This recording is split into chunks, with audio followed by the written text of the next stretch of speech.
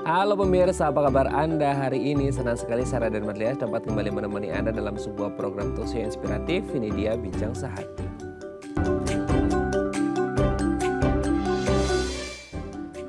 Ya pemirsa, pernah nggak Anda mendengar istilah bulimia atau mungkin lebih lengkapnya bulimia nervosa gitu ya. Ini adalah gangguan makan gitu ya yang biasanya ditandai dengan kecenderungan untuk memuntahkan lagi ya. Jadi habis makan muntah, habis makan muntah, begitu aja terus. Nah sebenarnya ini gangguan kesehatan mental betul ya, akan mengganggu kesehatan mental. Tapi bayangin kalau habis makan muntah, habis makan muntah, habis makan muntah terus kan otomatis tubuh juga nggak akan terpenuhi ya asupan gizinya. So otomatis juga akan mengganggu kesehatan fisik dan akhirnya bisa berujung pada ya kehilangan nyawa. Ini sangat mengkhawatirkan sekali ya. Nah bulimia nervosa ini bisa terjadi pada siapa saja katanya. Tapi lebih banyak terjadi pada wanita dewasa dan juga remaja. Nah saat ini kita akan menyoroti yang remajanya dulu. Hari ini kita akan membahas cegah bulimia pada remaja. Nah ngomong-ngomong tentang remaja, kita pasti sering dengar ya. Remaja itu range usia yang mungkin dikhawatirkan bagi para orang tua. Kenapa? Karena di range usia remaja ini mereka itu anak-anak bukan, dewasa juga belum. So mereka itu lagi cari jati diri. Nah kadang-kadang mereka melakukan sesuatu yang mungkin di pikiran kita orang dewasa agak di luar nalar gitu ya. Yang mereka masih coba-coba mencari jati diri dan lain sebagainya. Nah kita akan membahas terlebih dahulu fun fact gangguan mental yang rentan dialami oleh remaja. Kita lihat yang pertama pemirsa. Gangguan emosi. Emosi itu banyak ya. Ada marah, ada kesel, sedih, kecewa dan lain sebagainya. Nah bagi para remaja, tadi aku udah bilang ya pemirsa ya. Mereka itu kayak ya psikologis anak-anak bukan, psikologis dewasa juga bukan gitu ya. Mereka ada di tengah-tengah gitu. Nah masalahnya adalah remaja ini yang lagi cari jati diri kadang-kadang mereka yang mencoba untuk aktualisasi diri gitu ya. Eksistensi dan segala macam yang akhirnya kadang-kadang emosi mereka itu nggak stabil. So mereka kadang-kadang suka marah-marah, suka ngambek, moodnya juga agak ya sering gonta-ganti gitu. Jadi gangguan emosi ini adalah salah satu hal yang sering atau acap kali terjadi pada remaja yang notabene psikologisnya masih belum stabil gitu ya. Oke kita lanjut yang kedua pemirsa. Psikosis. Nah mungkin Anda agak jarang ya dengar kata psikosis gitu ya kalau Anda bukan orang medis. Nah saya juga sebenarnya jarang dengar psikosis. Tapi psikosis ini lebih kepada kayak kalau anak-anak ini suka, pernah gak sih ada kayak ngelihat anak-anak remaja itu yang suka halusinasi atau delusi gitu ya. Nah ini mungkin karena dipengaruhi banyak hal ya sehingga akhirnya menyebabkan mereka mengalami psikosis ini sendiri atau halusinasi atau delusi. Nah mungkin ini erat kaitannya juga dengan poin pertama tadi ya. Emosi mereka itu lagi campur baur gitu ya. Kayak nggak lurus-lurus aja, gerusak-gerusuk sehingga akhirnya kadang-kadang bisa menimbulkan halusinasi ataupun delusi pada anak remaja. Tapi apa sebenarnya yang membuat anak-anak itu bisa sampai halusinasi, delusi itu kan kayaknya agak serem gitu ya. Nanti akan kita bahas. Oke, kita lanjut yang ketiga pemirsa.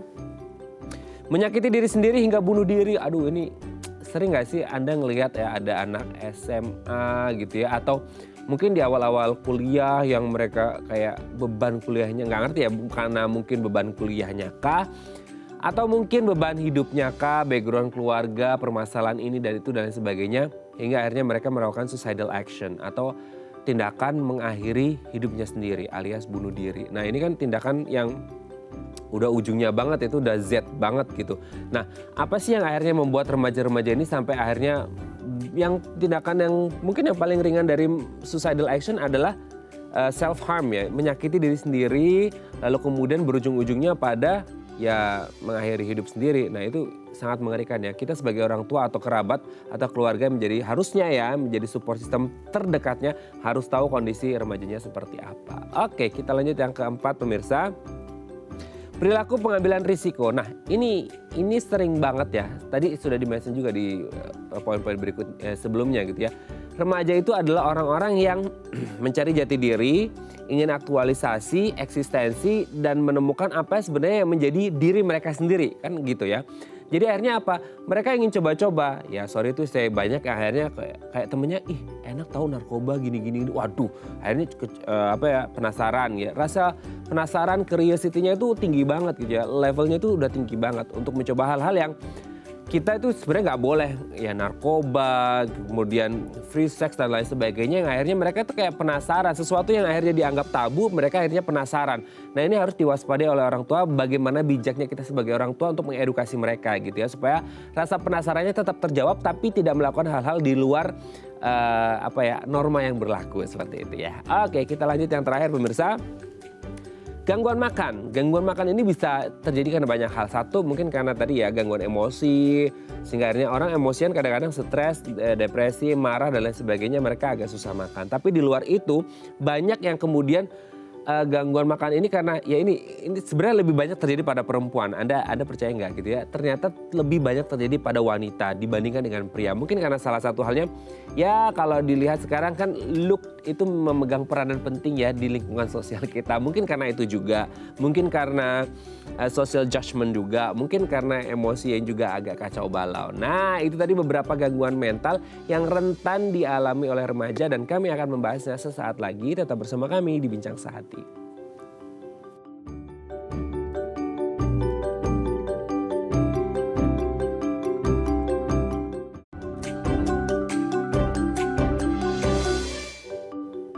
Baik, Anda masih bersama kami di Bincang Sehati. Tadi di segmen sebelumnya kita sudah membahas ya beberapa gangguan kesehatan mental yang mungkin bisa saja terjadi pada anak-anak usia remaja. Nah kalau Anda punya anak di usia remaja sering kayak melihat, anakku ini kenapa ya kok suka uring-uringan, suka gini-gini segala macam. Harus hati-hati. Anda harus mendengarkan penjelasan dari dokter kita kali ini untuk mengetahui beberapa gangguan mental yang mungkin berisiko atau rentan terjadi pada anak remaja. Nah, untuk membahasnya telah tersambung bersama kami di sambungan Zoom dengan Dr. Ezra Ebenezer Soleman SPKJ, dokter spesialis kedokteran jiwa dari Rumah Sakit Medika Permata Hijau. Selamat pagi Dr. Ezra, apa kabar dok? Selamat pagi Mas Raden. Kabar baik ya dok, sehat ya dok? Baik, kabar saya. Sehat. Ya sehat. Oke, harus sehat dok, karena kita mau menginspirasi remaja-remaja supaya sehat ya dok ya. Oke, Ya. Dokter Ezra, hari ini kita akan membahas seputar remaja terlebih dahulu gitu ya. Kalau kita berbicara tentang gangguan kesehatan mental, ini memang kan pasti ragamnya banyak banget. Nah kita akan membahas beberapa di antaranya yang mungkin rentan atau mudah terjadi pada anak-anak di usia remaja. Yang pertama adalah gangguan emosi. Nah, gangguan emosi di masa remaja ini biasanya seperti apa dan apa penyebabnya sih dok? Ya, pada dasarnya banyak sekali kemungkinan gangguan emosi pada usia remaja ini ya.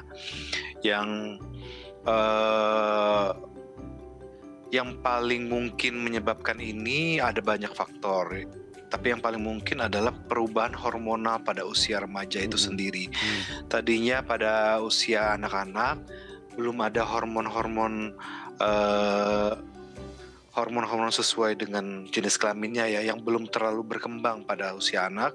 Ketika dia memasuki usia remaja, hormon itu mulai levelnya mulai naik dan mulai mempengaruhi kerja otak di bagian pusat emosi maupun pusat pikiran. Nah, sehingga cara berpikir, cara pengelolaan emosi mulai berubah.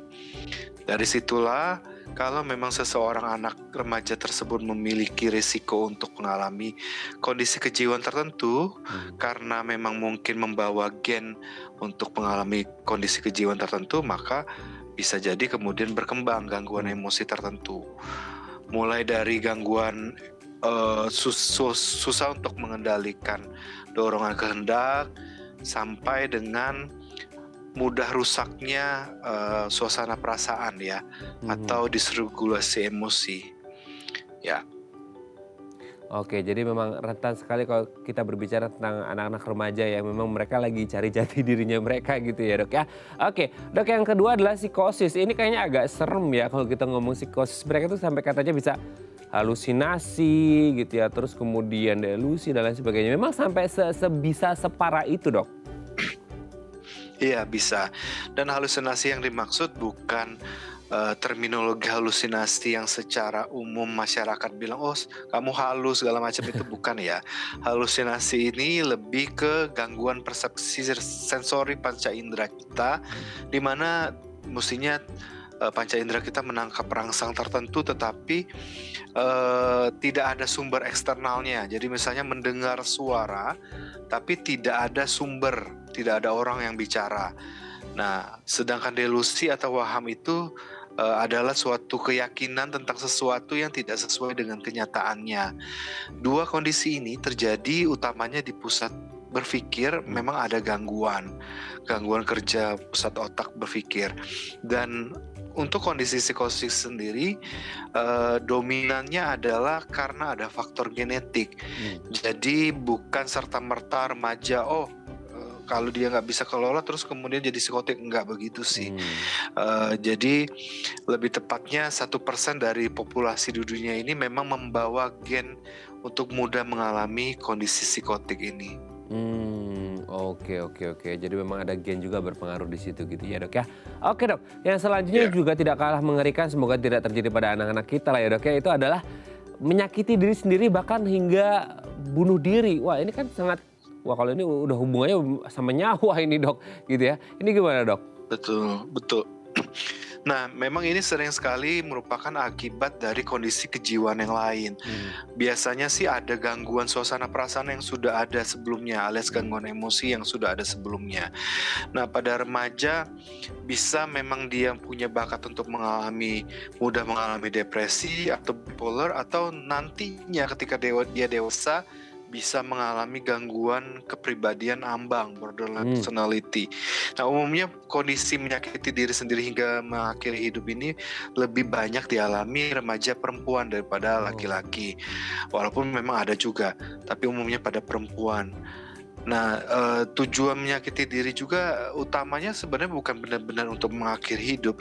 Kebanyakan sebenarnya karena tidak tahu bagaimana cara mengatasi perasaan yang tidak nyaman itu, Hmm. lalu tiba-tiba menemukan cara dengan melukai diri membuat perasaan nyaman. Nah, sebenarnya memang ketika terjadi perlukaan di tubuh kita, ada hormon sejenis opiat ya, sejenis morfin, Hmm. tapi yang sintetik dari tubuh kita yang dikeluarkan namanya endorfin. Itu yang akan menimbulkan perasaan nyaman dan wa'alfiat. Sehingga tapi ya jadi caranya salah, ditemukan dan dilakukan oleh remaja tersebut dengan salah. Walau tujuan endorfin itu ada sebenarnya untuk membuat kita ketika dalam kondisi sakit atau terluka atau dalam kondisi tubuh cedera, kita masih punya kemampuan untuk mencari cara menolong diri kita, maksudnya tidak benar-benar hancur. Tetapi dalam konteks ini kemudian disalahgunakan untuk mengatasi perasaan yang tidak enak dari remaja ini. Hmm. Nah, itu yang sering terjadi. Oke, jadi akhirnya disalahartikan ya gitu ya, si endorfin ini yang sebenarnya membuat kita nyaman tapi akhirnya malah disalahgunakan. Oke, Dok, yang selanjutnya adalah perilaku pengambilan risiko. Nah, ini kan anak-anak remaja, pengambilan risiko itu mungkin kan mereka pasti tingkat penasarannya tinggi ya, Dok ya. Jadi akhirnya pengen nyoba yang ini, yang itu. Let's say seperti narkoba dan lain sebagainya. Teman-temannya ada yang minum nih, ada yang pakai ini, pakai itu segala macam. Meskipun tuh sebenarnya mereka tahu itu nggak baik, tapi karena ya udah deh coba-coba mumpung sekali ini hidup ya gitu, anak muda juga gitu. Nah, itu gimana tuh, Dok? Hmm, Ini aspek biologi, psikologi dan sosialnya semua ada, Hmm. tapi juga aspek biologinya cukup besar porsi penyebabnya. Nah, dalam hal ini adalah perubahan hormonal tadi juga. Walaupun perempuan, hormon laki-laki pun ada di perempuan. Sebaliknya, walaupun laki-laki, hormon perempuan pun ada di laki-laki. Cuma presentasinya berbeda. Hmm. Sesuai dengan jenis kelaminnya, maka hormon sesuai dengan jenis kelaminnya yang lebih banyak. Nah, tetapi karena pada saat remaja itu terjadi peningkatan hormon kelamin memang, sehingga semua anak remaja juga mengalami peningkatan hormon testosteron, walaupun itu juga perempuan. Tapi peningkatan yang kecil pada perempuan ini pun sudah juga menimbulkan hal yang sama seperti laki-laki, walaupun pada akhirnya jumlah remaja yang mengambil perilaku yang beresiko itu lebih banyak laki-laki memang. Ini semua terjadi tidak lain karena salah satunya karena testosteron yang berpengaruh membuat membuat orang itu jadi tidak berpikir panjang, lebih memikirkan sesuatu yang bisa memicu adrenalin dan hormon lain yang membuat perasaannya nyaman. Nah, sehingga dia mengambil tindakan seperti itu. Belum lagi terkait psikologi dan sosial, karena di usia ini juga mereka membutuhkan penerimaan dari usia sebaya mereka, dan kemampuan berpikir juga belum benar-benar berkembang dalam hal menentukan mana perilaku yang baik dan mana yang kurang. Akhirnya aspek psikososial ini membuat mereka melakukannya. Walaupun bukan berarti seluruh remaja ya, toh kita juga waktu remaja belum tentu benar-benar melakukan hal yang buruk juga ya. Oke, Pak, banyak juga yang berprestasi ya dok ya. Gitu. Oke Ya, dok, yang terakhir dok, gangguan makan. Nah gangguan makan itu lebih kepada karena psikologisnya atau karena mungkin social judgment, karena sekarang benar-benar benar-benar body shaming. Jadi akhirnya banyak yang terutama cewek ya yang aduh jaga badan banget. Nah kalau gangguan makan ini gimana nih dok? nah gangguan makan memang lagi-lagi semua kondisi kejiwaan tuh selalu ada aspek biologi, psikologi dan sosialnya. Nah untuk gangguan makan mungkin orang awam akan melihatnya sebagai faktor sosial saja ya yang mempengaruhi psikologis. Tapi sebenarnya kalau kita baca literatur lebih lanjut, penelitian justru menunjukkan aspek genetiknya itu besar sekali, khususnya pada anoreksia nervosa dan bulimia nervosa.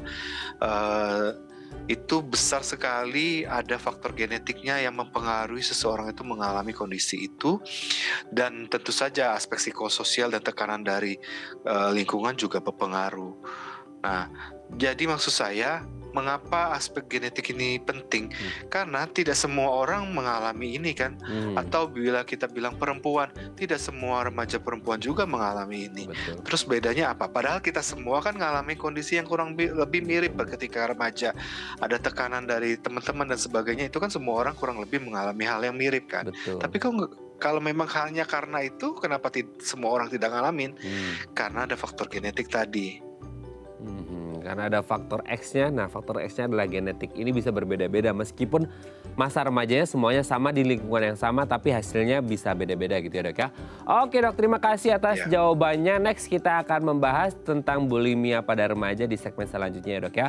Oke pemirsa 021 2903244 atau DM Instagram kami di @daifamily kalau Anda punya pertanyaan. Kami akan kembali saat lagi.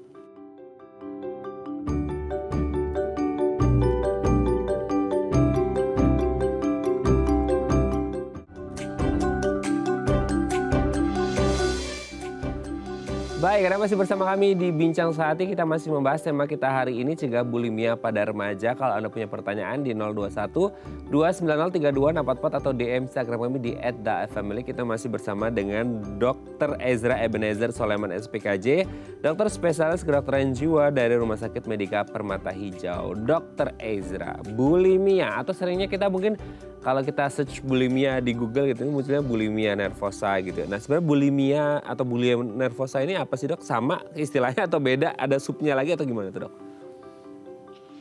Ya sama saja, bulimia atau bulimia nervosa itu sama saja.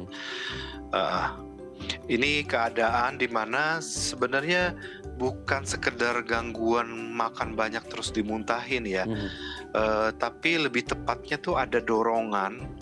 Bagi orang yang ngalamin tuh dia merasa ada dorongan seperti dia tidak bisa menghentikan dirinya untuk tidak makan.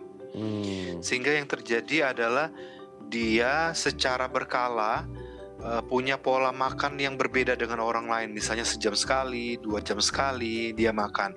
Dan dengan porsi makanan yang jauh lebih banyak dari orang lain pada umumnya. Misalnya biasa orang kalau sekali makan 1 piring, dia bisa 1 piring penuh sekali atau 2 piring bahkan. Ya. Nah, dan pola makannya tuh sering. Nah, dan yang menjadi masalah adalah dia merasa dorongan untuk makan ini adalah seperti tidak bisa dia tolak dan tidak bisa dia abaikan. Jadi dorongan di dalam dirinya oleh dirinya sendiri tanpa dia sadari mengapa bisa sekeras itu, seolah-olah dia harus makan terus gitu. Dan karena kemudian dia sudah makan, timbullah ya kesadaran untuk ada dorongan balik juga. compensatory behavior ya, jadi perilaku untuk kompensasi. Dia berusaha untuk mengeluarkannya, dan lagi-lagi perilaku ini juga perilaku yang impulsif, yang dorong kompulsif juga. Jadi dia tidak bisa, jadi ini seperti ada dorongan yang dia tidak bisa lawan untuk memuntahkan kembali. Nah, perilaku yang dilakukan untuk memuntahkan kembali itu macam-macam. Bisa dari memaksa memuntahkan dengan jari tangan sendiri, sampai minum obatan tertentu atau minum pencahar, atau ya macam-macam, sehingga bisa membahayakan tubuh secara umum ya. Nah, dan jadi kalau orang yang tidak mengalami bulimia akan melihat seolah-olah orang yang mengalami bulimia itu makan sebanyak-banyaknya dan berusaha memuntahkan karena simply menyesal untuk supaya menjaga badan. Padahal tidak sesimpel itu.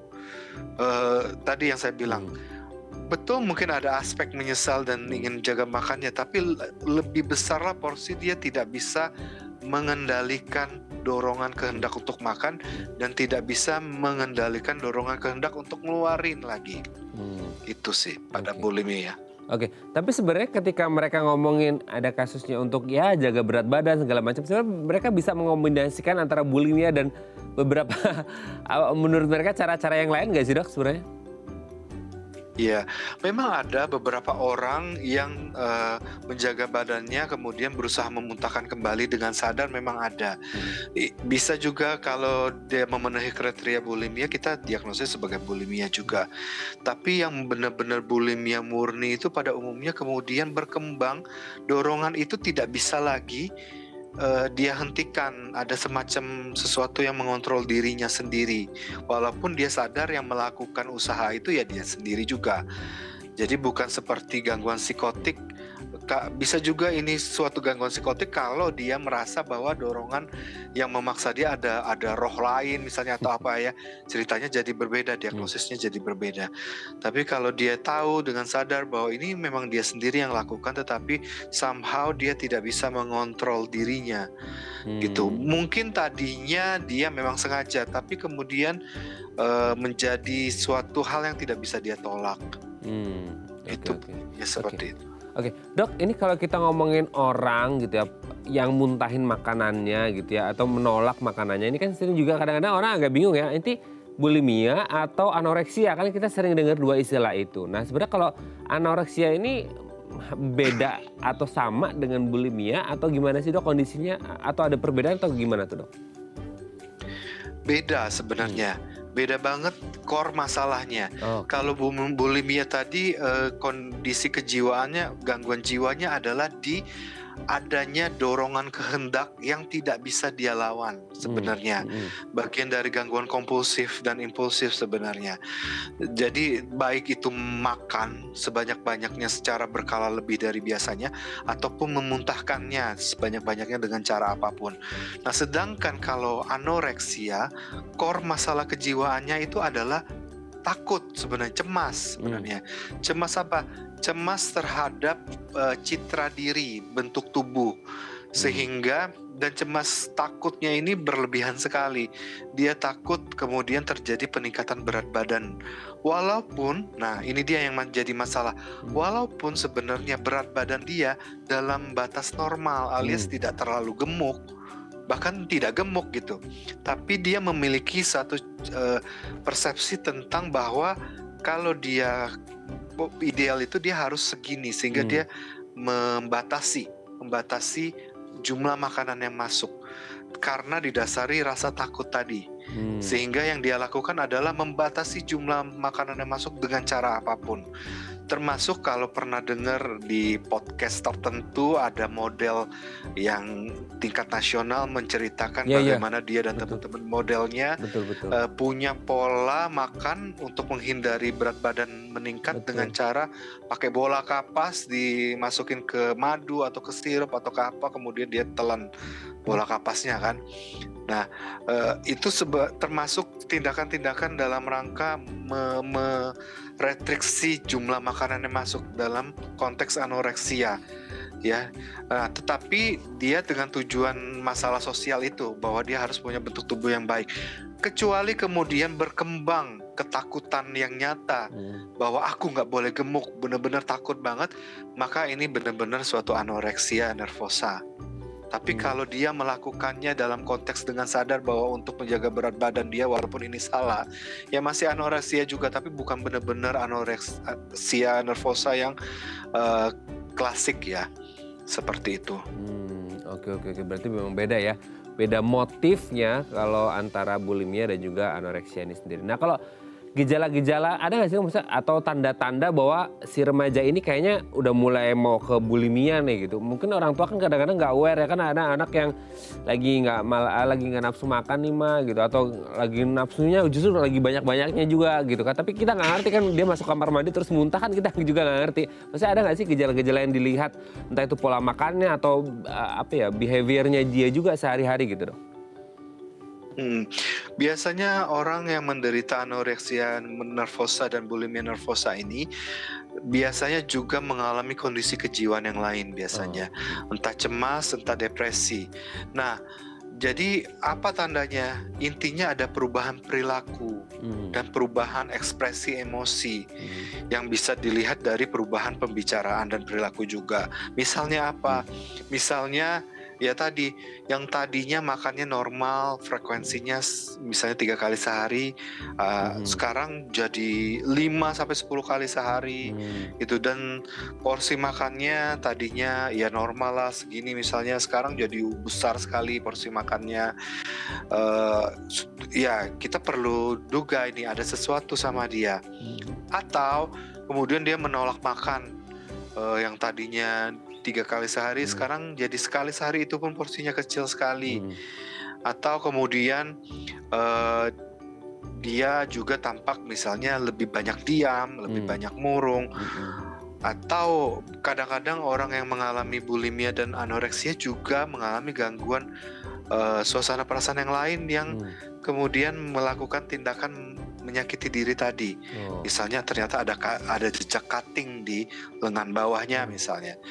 Nah, intinya sesuatu apapun yang bukan pola perilaku dan bukan pola emosi anak tersebut kemudian terjadi, keluarga patut berpikir ada sesuatu dengan anak Anda.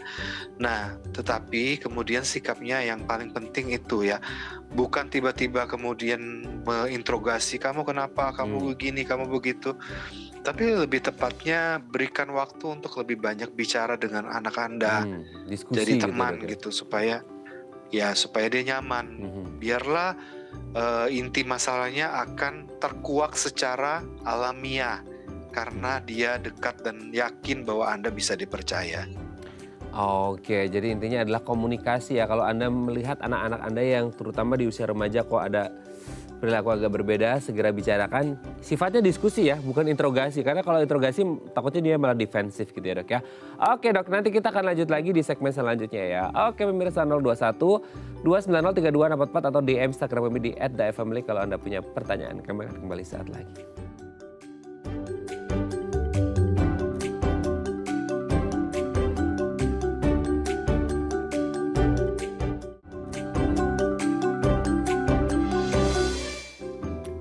Baik, Anda masih bersama kami di Bincang Sakti. Kita masih membahas tema kita hari ini, cegah bulimia pada remaja. 021 290 3244 atau DM Instagram kami di @dafamily kalau Anda punya pertanyaan. Kita masih bersama dengan Dr. Ezra Ebenezer Soleman SPKJ, dokter spesialis kedokteran jiwa dari Rumah Sakit Medika Permata Hijau. Dok, kita lanjut lagi ya.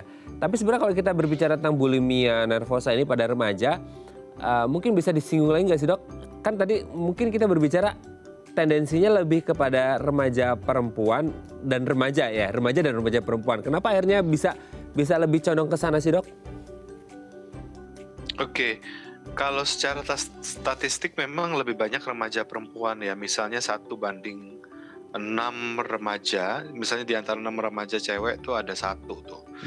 Kurang lebih ya. Jadi kurang lebih kalau di populasi sih mungkin 1,5% dari populasi.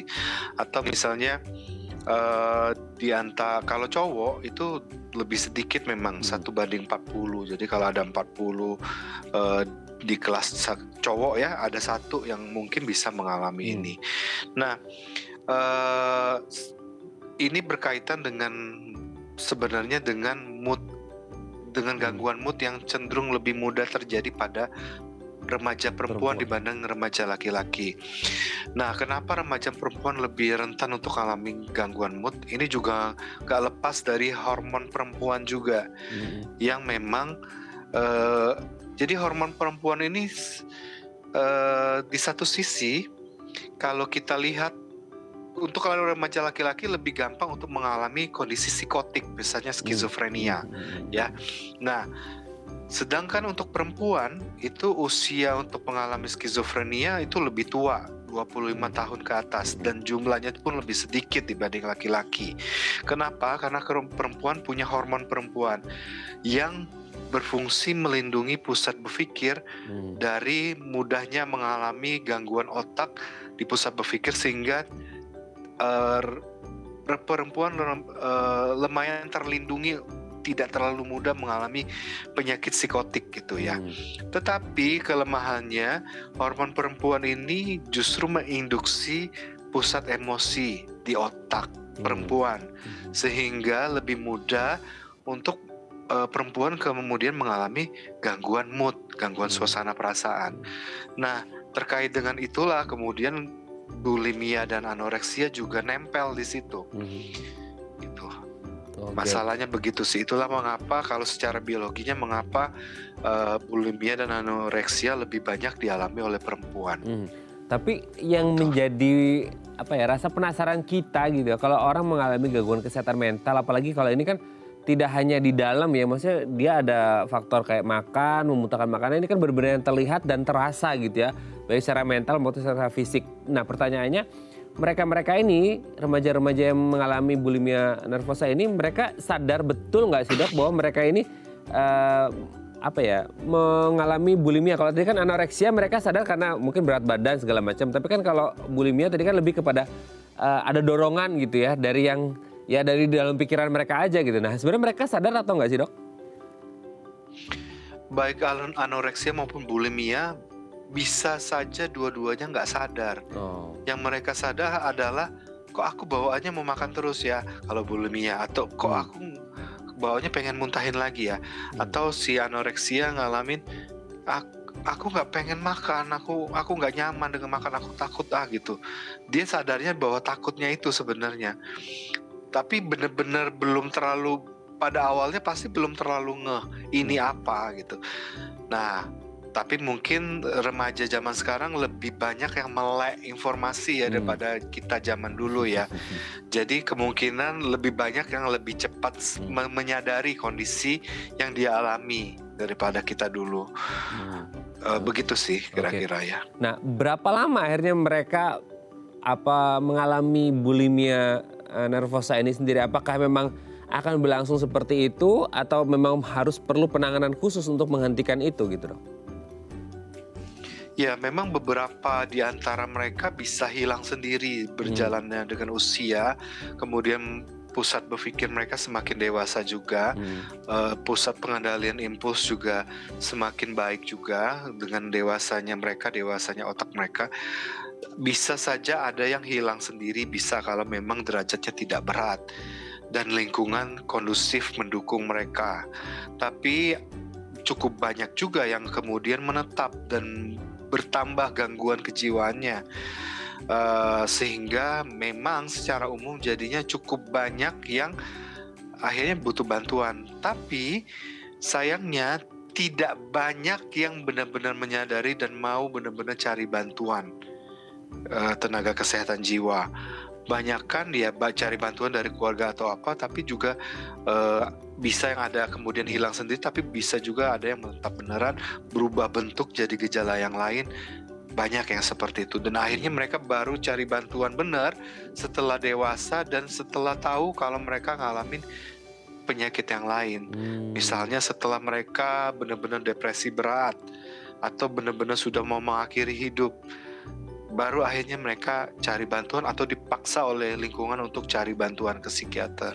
Nah itu kalau ketahuan ya Kebanyakan seperti itu. ketahuan Iya, dipaksa oleh keadaan mungkin ya atau orang-orang sekitar. Tapi yang jadi masalah ketika ada mungkin ada nggak sih kasus mungkin ada juga gitu yang akhirnya ya sampai sorry itu saya kehilangan nyawa. Nanti akan kita bahas ada faktor apa saja atau di titik mana orang-orang ini bisa kehilangan nyawa gara-gara bulimia nervosa. Tapi kita akan baca DM terlebih dahulu dari pemirsa. Dok, aku bacakan ya, ini dari Bu Ratna.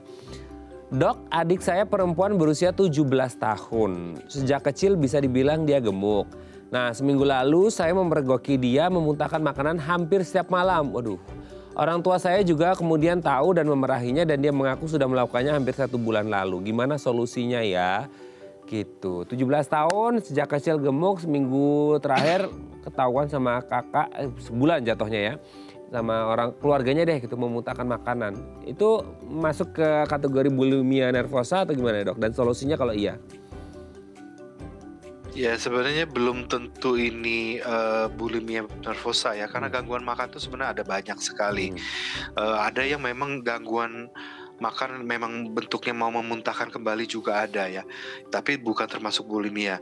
Nah, cuma memang apa yang perlu dilakukan keluarga terkait kondisi yang mirip bulimia ini belum tentu ya, tapi pertama gini, jangan jadi hakim, jangan jadi jaksa, jangan jadi polisi buat anak kita ini gitu. Jadi jadilah sahabatnya dia. Kalau sahabat tuh gimana sih? Berada di pihak dia, ngedukung, walaupun dia salah kan kadang-kadang kita malah dukung dia kan gitu ya.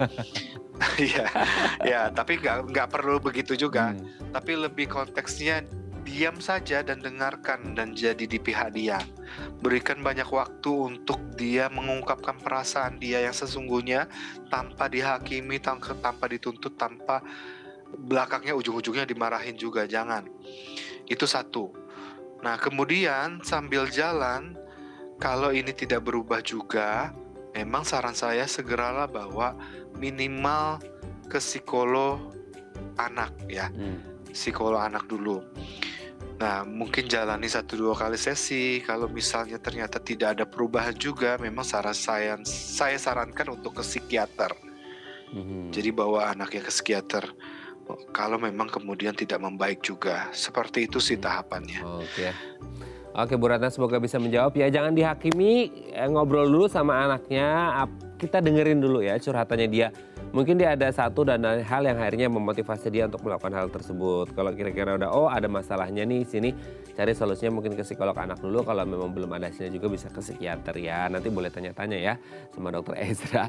Oke dok, lanjut lagi. Tapi di titik mana sih dok maksudnya bisa sampai menghilangkan nyawa gitu? Itu gara-gara bulimianya kah? Atau karena mungkin faktor lain gara-gara bulimia yang akhirnya suicidal action-nya itu bukan karena bulimianya tapi karena tindakan yang lain gitu?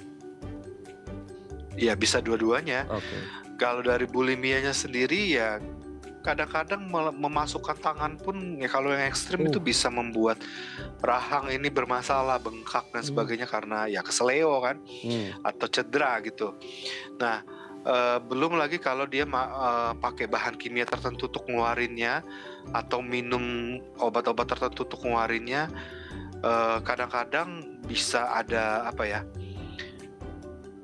dari tindakan mekanisme fisik dia masukin tangan aja itu bisa cedera di bagian wajah, mata dan sebagainya. Dia masukin bahan kimia kalau jumlahnya tertentu ya bisa merusak ya. Nah dari situ bisa berakibat ya bisa membuat dia meninggal juga dari sana. Nah karena pada umumnya komplikasi dari tindakan dia, misalnya luka kemudian infeksi ya dan kemudian jadi berat bisa. Nah, tapi kalau pada umumnya lebih banyak karena selain karena dia mengalami bulimia, biasanya tadi yang saya bilang dia mengalami gangguan mood yang lain juga biasanya. Biasanya depresi pada umumnya. Sehingga kemudian dia beneran mengakhiri hidupnya karena depresinya. Nah, tindakannya bisa macam-macam sekali dalam rangka mengakhiri hidup itu sih. Itu sih kemungkinannya. Tapi kalau mungkin tadi dokter juga sempat mention ya, ada satu ya model search lah ya, yang memasukkan kapas dikasih madu segala macam. Nah kalau untuk profesi-profesi seperti model, kemudian atlet, penari, pramugari, yang looks-nya itu benar-benar nomor satunya itu pasti look dulu. Nah itu rentan nggak sih akhirnya mereka mengalami ini dok? Ya, mereka populasi yang rentan memang untuk ngalamin ini karena mereka kinerja mereka ditentukan sekali oleh penampilan bentuk fisik mereka ya. Mhm. Sehingga ya memang itu rentan sekali memang mendorong mereka melakukannya dengan sadar dan akhirnya jadi kebiasaan yang menetap akhirnya beneran jadi diagnosis sendiri yang mereka alami. Rentan sekali memang. Duh, makanya ya kita sebagai anggota keluarga mungkin ya ketika ada anggota keluarga kita atau anak kita ada atlet, pramugari segala macam ini benar-benar harus ditemani ya seperti itu ya. Oke Dokter Ezra kita akan kembali lagi nanti setelah break ya dok ya di segmen terakhir kita akan membahas tips apa yang bisa kita lakukan sebagai anggota keluarga untuk meminimalkan risiko terjadinya bulimia nervosa pada anak-anak kita terutama anak-anak remaja kita. Oke pemirsa 021 290 3244 atau DM Instagram kami di @dafamily kalau Anda masih punya pertanyaan. Kami akan kembali sesaat lagi.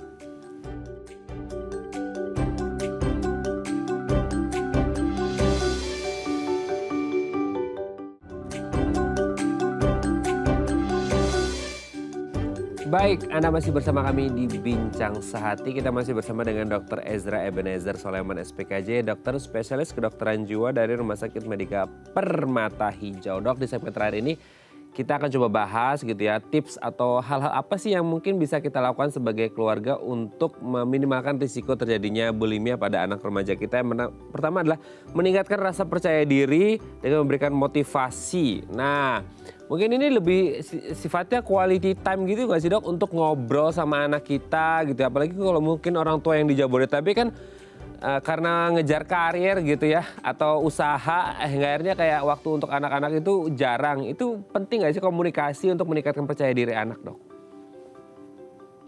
Ya tentu saja penting, tapi komunikasinya itu ada landasan yang saya mau saranin nih.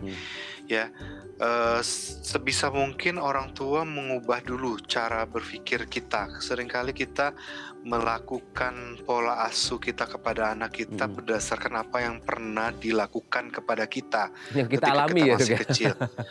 Iya, entahlah menurut kita itu baik atau entahlah menurut kita itu tidak baik. Entah kita sadar melakukannya untuk untuk menjadi lebih baik atau kita dengan sadar atau tanpa sadar melakukannya ya. Nah, cuman kita perlu sadari bahwa kita apapun pola asuh yang kita mau terapkan pada anak kita, usahakan sekarang pola asuhnya adalah beri kasih sayang tanpa syarat dulu. Di mindset kita perlu taruh itu. Jadi kasih sayang tanpa syarat. Iya, saya kasih sayang tanpa syarat. Tapi pernah nggak kamu dengar orang tua, ih kamu gendut banget ya sekarang ya. Lihat dong mama nggak gendut. Walaupun kita nggak bilang itu syarat, kamu harus jadi anak mama, harus kurus. Kita nggak ngomong begitu, tapi dengan ungkapan begitu, kita memberikan syarat sama dia. Dengan kata lain secara tidak langsung kalau kamu mau disayang mama, kayak mama dong kurus gitu. Nah, jadi taruh mindset di kita bahwa kasih sayangnya itu tanpa syarat dulu. Kalau kita belum bisa, jangan menyesal kalau kemudian anak kita kenapa-napa karena salah kita juga gitu. Nah, kemudian budayakan gitu lingkungan yang tanpa body shaming. Nah, kadang-kadang kita alasannya kan saya bercanda. Ya, jangan jadikan body shaming sebagai budaya bercanda.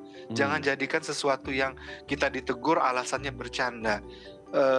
Biar gimana pun, nah dampaknya akan dirasakan anak kamu nanti. Misalnya bilang, oh ini tambah gendut ya kamu ya kayak badut misalnya kayak gitu. Kita menanamkan luka batin sama anak kamu gitu ya. Jadi budayakan setelah kita taruh di mindset kita bahwa kita perlu sebagai orang tua memberikan kasih sayang itu tanpa syarat. Yang kita lakukan salah satunya aplikasinya adalah budayakan lingkungan di hidup kita ini jangan ada body shaming walaupun itu bercanda. Nah kemudian yang penting kemudian adalah sebagai bentuk kasih sayang kita tuh perlu ungkapin. mungkin ada orang tua yang bilang, ya saya bukan orang tipe kayak gitu dok, saya nggak bisa ngungkapin. Jadi ya intinya saya sayang, tapi nggak pernah ngomong, nggak pernah peluk. Ya kan saya kasih duit dia sekolah bagus, semua bagus. Cukup lah, di rumah saya main HP aja, terserah dia mau ngapain. Itu kan kebebasan buat dia. No, itu kebebasan ketika kamu sudah dewasa. Tapi ketika anak-anak punya tahap perkembangan psikologis, di mana seringkali kebanyakan tahap perkembangan psikologis anak itu membutuhkan perhatian sebagai bentuk kasih sayangnya. Bukan uang, bukan yang lain. Sehingga kamu perlu sampaikan kalau kamu sayang sama dia. Kamu perlu ungkapin dengan pelukan, dengan gesture tubuh kamu bahwa kamu sayang sama dia gitu. Sehingga dia, karena cara berpikir anak belum kayak kita yang bisa menerjemahkan sesuatu yang abstrak ya. Dia belum ngerti kalau kita kasih duit jajan tuh berarti kita sayang. Dia belum ngerti. Nah, tapi dia akan mengerti sesuatu yang konkret. Tergantung tahap perkembangannya tentu, tapi rata-rata akan lebih mudah mengerti sesuatu yang konkret. Ketika kita bilang, mama sayang sama kamu, peluk kamu, cium kamu, dia akan mengerti, dia disayangi, sehingga dia akan lebih merasa diterima dan tidak perlu mencari penerimaan dengan cara yang lain, gitu. Nah, selanjutnya kasih sayang ini sudah. Tapi pola asuhnya nggak cukup dengan kasih sayang aja. Perlu ada aturan apa yang boleh dan tidak. Nah, dalam mensosialisasikan ini kepada anak dengan landasan kasih sayang, tetapi juga ada ketegasan di situ. Nggak harus teriak-teriak atau marah, tetapi perlu batasin apa yang memang tidak boleh dan apa yang boleh. Dan yang paling penting lagi adalah hadir di masa-masa penting anak yang mungkin bagi kita nggak penting. Misalnya sering nih ya, anak usia 2-6 tahun itu misalnya dia habis gambar, atau bahkan masih sampai 7 tahun juga masih ada. Habis gambar, mama lihat nih ma, aku gambar sesuatu. Iya, jelek kayak gitu bisa kita nganggap remeh, atau oh iya gitu aja. Habis itu kita ngobrol lagi, atau kita lagi ngobrol sama teman kita atau saudara kita, tiba-tiba anak kita mama, padahal untuk hal yang nggak penting, terus kita marahin dia. Ingatlah, kita sedang mengajarkan pada dia bahwa kamu nggak penting, sehingga kamu bisa diabaikan, dan mama nggak perlu hadir di saat-saat yang nggak penting kayak gitu. Nah, jadi itu akan menanamkan masalah. Jadi kita perlu mengubah perilaku kita. Oke, terima kasih Dokter Ezra. Waktu kita terbatas. Terima kasih. Sebenarnya pengen banyak ngobrol ya. Terima kasih Dokter Ezra. Salam saya selalu untuk keluarga di rumah dan di rumah sakit. Selamat pagi. Oke pemirsa, itu tadi perbincangan kita dengan Dokter Ezra. Semoga bermanfaat ya. Nah, bagi Anda yang ingin menyaksikan tayangan yang lebih jernih di Dai TV, segera beralih ke TV digital sebelum 2 November 2022 karena per 5 Oktober siaran analog di Jabodetabek akan segera hilang. Saya Raden Badlia Semit, sampai jumpa dan selamat beraktivitas menjelang weekend kali ini. Sampai jumpa.